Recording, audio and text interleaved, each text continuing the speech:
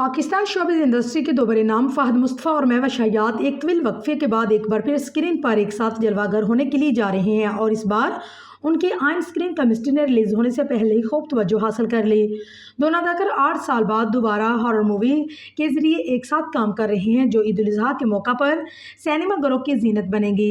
इस वक्त दोनों स्टार अपनी फिल्म की भरपूर प्रमोशन में मसरूफ हैं, जबकि मदाह भी उनकी जोड़ी की वापसी पर खासे पुरजोश नजर आ रहे हैं। हाल ही में फिल्म का रोमानवी गाना ज़रा ज़रा रिलीज किया गया, जिसे गुलकार समर जाफरी ने अपनी आवाज़ दी। गाने में फहद मुस्तफ़ा और महवा शहयाद के दरमियान रोमानवी मनाजर ने फिल्म की कहानी और उनकी ऑन स्क्रीन केमिस्ट्री को मजीद नुमाया कर दिया है।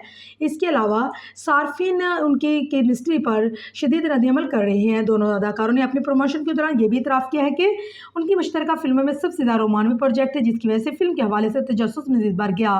ताहम सोशल मीडिया पर उनके मनाजर को लेकर मिला जुला रद्द-ए-अमल देखने में कुछ सार्फिन ने ज़रूरत से ज़्यादा रोमानवी करार देते हुए तनकीद की, जबकि बाद में से फिल्मी कहानी का हिस्सा करार देते हुए उसका दफा भी किया। एक सार्फिन ने तबसरा करते हुए लिखा है कि वो अदाकार के अहलिया के सब्र को सलाम कर रहे हैं, जबकि कुछ सार्फिन ने पाकिस्तान ड्रामा और फिल्मों में मवाद के मेयार पर भी सवालात उठाए कि इस तरह से उसे बॉलीवुड की गैर ज़रूरी नकल करार दिया गया, जबकि दीगर ने उसे आलमी फिल्म रुझान की तरफ मुतासर कर दिया है।